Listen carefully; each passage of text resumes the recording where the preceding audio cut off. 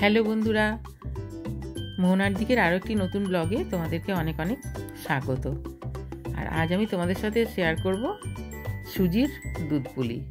হ্যাঁ, তো প্রথমে আমি দেখো নারকেলের পুরটা প্রথমে বানিয়ে নিচ্ছি। তো নারকেল এখানে ছোট ছোট সাইজের দুটো নারকেল দিয়ে আমি গুড় দিয়ে পুরটা বানিয়েছি। নারকেলটা কোরানোর সময় তোমাদের সাথে শেয়ার করা হয়নি। হ্যাঁ, তো প্রথমে আমি সুজির ডোটা যেটা সেটা বানিয়ে নেব। তো কড়াইয়ে 1 চামচ ঘি দিয়েছি, দিয়ে আমি এটা বাটি মেপে সুজিটা দেবো। তো বাটি আমি ভর্তি পুরোপুরি দিইনি। এবার বাটি মেপে ঠিক যতটা সুজি দিচ্ছি না তার ডবল কিন্তু জল দিতে লাগবে। হ্যাঁ, তো সুজিটাকে একটু ভেজে নেব। সুজিটা খুব বেশি লাল করার দরকার নেই, মোটামুটি একটু কাঁচা গন্ধটা সুজির চলে গেলেই হয়ে যাবে। আর সুজি খুব একটা যে কালার চেঞ্জ হবে সেরকম না, একটু কালারটা চেঞ্জ হবে।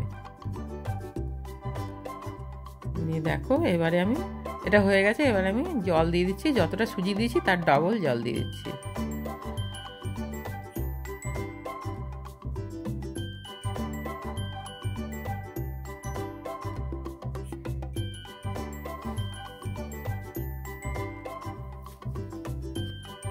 দিয়ে এটাকে নাড়তে হবে আর দিয়ে দিতে হবে একটু নুন। নুনটা একটু দিলে কি হয়, পিঠের টেস্টটা ভালো হয়।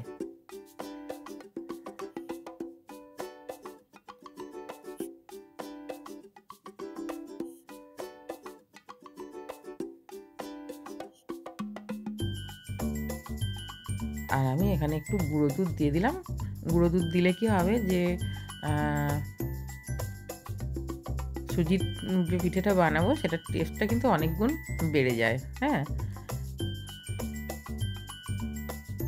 যেহেতু আমি এটা জল দিয়ে এটা বানিয়েছি, সেই জন্য আমি এখানে একটু গুঁড়ো দুধ দিয়ে দিয়েছি। আর তোমরা এটা দুধ দিয়েও বানাতে পারো। লিকুইড দুধ দিয়েও এটা বানানো যায়। তো আমার কাছে দুধ নেই, সেই জন্য আমি ওই জল দিয়ে বানিয়ে তারপরে তার মধ্যে আমি মিল্ক পাউডার একটু দিয়ে দিয়েছি। দিয়ে তারপরে দেখো এটা একদম কড়াইয়ের গা থেকে উঠে আসবে যখন, তখন এটাকে নামাতে হবে। তো এখন এটা অনবরত নেড়ে যেতে হবে যাতে তলায় না ধরে যায়। হ্যাঁ, আর আঁচটা আমি এখন লোতেই রেখেছি।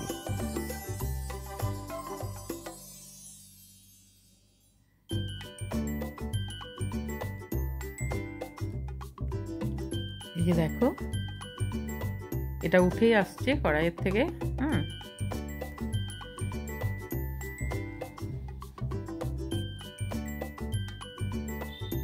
এবারে আমি এটাকে নামিয়ে দেবো।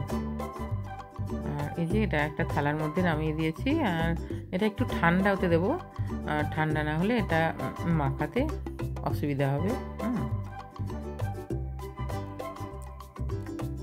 তারপরে একটু ঠান্ডা হয়ে গেলে তারপরে এর মধ্যে আমি ঘি দিয়ে আরও 1 চামচ ঘি দিয়ে দিয়েছি। দিয়ে তারপরে এটাকে ভালো করে মাখিয়ে নিচ্ছি।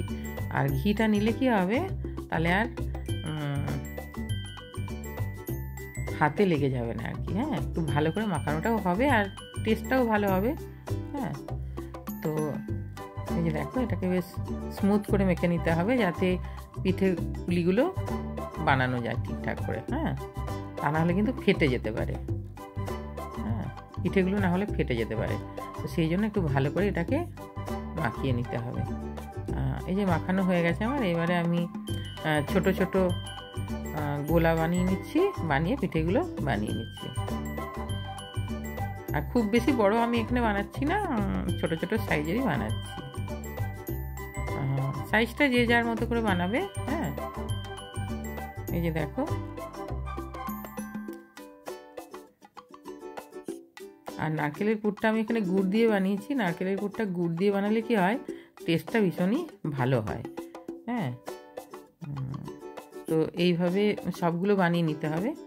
আর আমার এই পিঠে পুলির যে রেসিপিটা সেটা সুজির দুধ পুলি। হ্যাঁ, তো এই রেসিপিটা তোমাদের যদি ভালো লাগে তাহলে অবশ্যই একটা লাইক দিও, কমেন্ট করো। আর আমার চ্যানেলে যদি নতুন বন্ধু হও তাহলে প্লিজ চ্যানেলটাকে সাবস্ক্রাইব করে দিও। এই যে দেখো, এইভাবে আমি সবগুলো বানিয়ে নিচ্ছি। আর এগুলো এমনিতে বানিয়ে তারপরে তেলে ভেজে তারপরে এটাকে রসেও ছাড়া যায়। হ্যাঁ, তো সেইভাবেও আমি মাঝে সাঝে বানাই। আজকে আমি এটা দুধ পুলি বানাবো, দুধেই ছাড়বো আর কি।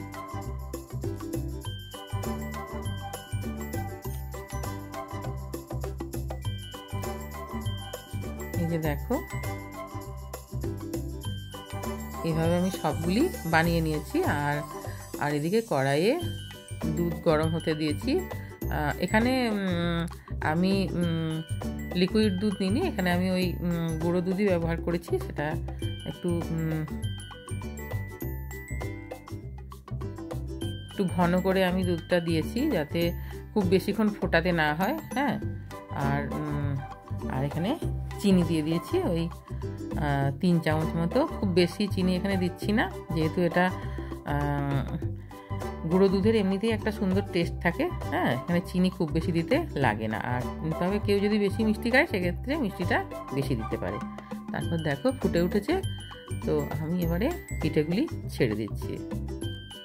আর যেহেতু এটা সুজির পিঠে, এটা খুব বেশিক্ষণ সেদ্ধ করার দরকার নেই, এটা এমনিতেই নরম থাকে। আর সুজিটা তো এমনিতে রান্না হয়েই গেছে, মানে এটা তো কাঁচা থাকার কোনো ব্যাপার নেই। কিছুক্ষণ এটা ফুটিয়ে নিলে হয়ে যায়, মোটামুটি 2 থেকে 3 মিনিট মতো। আর দুধটা যেহেতু আমি ঘন করেই নিয়েছিলাম আগেই, সেই জন্য এটা খুব বেশিক্ষণ হতে লাগবে না। আর তারপর আমি দিয়ে দিচ্ছি এখানে এলাচ পাউডার। এলাচ পাউডার দিলে টেস্টটা ভীষণই ভালো হয়।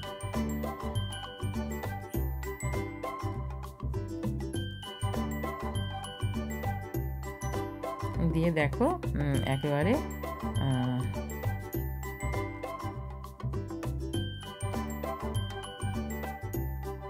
দুধ থেকে 3 মিনিট মতো আমি এটা ফুটিয়ে নিয়েছি। আর দেখো একদম পুরো গায়ে গায়ে হয়ে গেছে। এবার এটাকে নামিয়ে দিতে হবে। আর বেশিক্ষণ ফোটালে কিন্তু এটা একেবারেই দুধটা শুকনো হয়ে যাবে। হ্যাঁ, তো এবারে আমি গ্যাসটাকে অফ করে দিয়েছি। অফ করে দিয়ে তারপরে একটা থালার মধ্যে আমি এটাকে ঢেলে দেখিয়ে দিচ্ছি তোমাদেরকে। দেখো, আর এটা কিন্তু এই অবস্থায় ভীষণই নরম থাকে, যেহেতু সুজির পিঠে তো একটু নরম থাকে। তো এটাকে একটু সাবধানে সার্ভ করতে হবে। হ্যাঁ, তবে নরম থাকে বলে এটা খেতেও কিন্তু ভীষণই টেস্টি হয়। আর তোমরা এটা অবশ্যই বাড়িতে বানাবে, ভীষণই সহজ একটা রেসিপি। আর খুব সহজেই পিঠেটা বানানো যায়। সবসময় যে চালের গুঁড়ি বাড়িতে থাকবে সেটা তো নয়, আর সুজিটা বেশিরভাগ বাড়িতেই থাকেই। হ্যাঁ, তো সেই জন্য এটা বানানোই যায়। হ্যাঁ, আর খেতেও ভীষণই টেস্টি হয়, আর বাচ্চারাও এটা ভীষণই পছন্দ করবে। তো তোমরা অবশ্যই এটা বানাবে আর কমেন্ট করো যদি ভালো লাগে। আর সবাই খুব ভালো থাকবে। দেখা হবে আরও একটি নতুন ব্লগে। বাই।